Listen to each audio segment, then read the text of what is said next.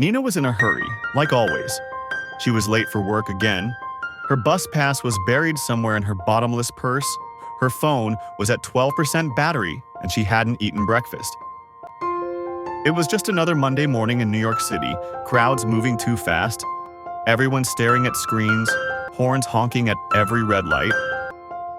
Nina worked as an assistant manager at a big retail store in Midtown.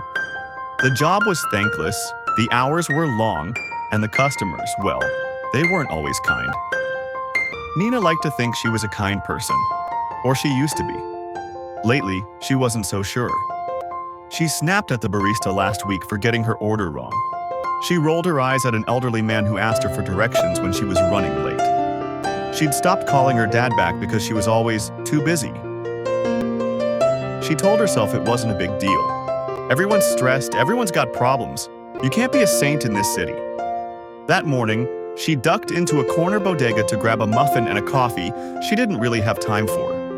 She stood in line, impatiently tapping her foot, half listening to a podcast through one earbud. In front of her was an older man wearing a worn coat that looked too thin for the November chill. He held a small bottle of milk and a single apple.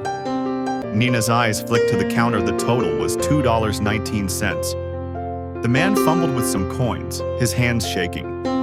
Nina felt her chest tighten when she realized he didn't have enough. The cashier, a teenager with tired eyes, sighed. "You're short, sir." The old man turned his pockets inside out. A few pennies clinked onto the counter. He looked so embarrassed, shoulders hunched, eyes down, as if he wished he could disappear. Nina had $1 in her coat pocket, just one.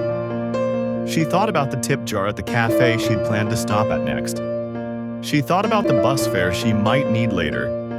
She thought about how late she already was. She almost didn't do it. She almost looked away, pretended she didn't see. But then, for reasons she couldn't explain, she pulled out the crumpled dollar and handed it to the cashier. "Here," she said quietly. "I've got it." The old man lifted his head, and their eyes met. His were watery but sharp, a pale blue that reminded Nina of her grandfather. "Thank you," he whispered. "It's nothing," Nina mumbled, suddenly embarrassed. But the old man shook his head. "It's not nothing." He rummaged in his coat pocket and pulled out a scrap of paper. He handed it to Nina with trembling fingers. "Please take this." She didn't want to. But he pressed it into her palm before shuffling out the door, clutching his milk and apple like treasures. Nina glanced at the note. It was just a torn piece of an old envelope. On it, in shaky handwriting, was a quote: "No act of kindness, no matter how small, is ever wasted." Aesop. Nina stuffed it in her pocket and forgot about it. She rushed to work, got chewed out by her boss for being late, and spent the day dealing with complaints and returns and more complaints. By the time she clocked out, she was exhausted and numb. That night, emptying her pockets, she found the note again. She sat on the edge of her bed and read it 3 times. For some reason, it made her cry, not a big, dramatic sob, but a quiet, tired cry she hadn't known she needed. The next morning, she stuck the note on her bathroom mirror with a piece of tape. She saw it every day when she brushed her teeth. Weeks passed. Nothing huge changed. Nina still worked long shifts, still dealt with rude customers, still missed the bus sometimes. But something small shifted. She noticed when the cashier looked overwhelmed and helped bag groceries for the next person in line. She held the door open for the delivery guy lugging 10 boxes on his back. She called her dad just to ask about his day. One night, on her way home, Nina saw a teenage boy sitting alone on the subway steps. His skateboard lay beside him, one wheel broken clean off. He was trying not to cry, but he looked so lost, like a kid who needed someone to see him. Nina sat next to him and asked if he was okay. He told her his name was Marcus. His mom worked nights. He'd saved up for the skateboard himself, but now it was broken, and he didn't know how to tell her.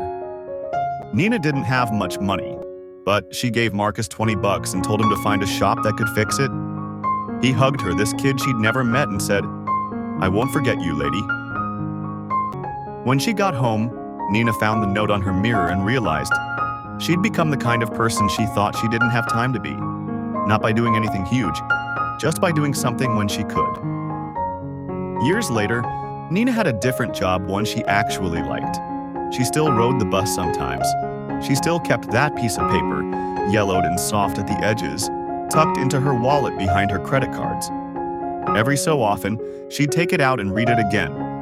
No act of kindness, no matter how small, is ever wasted.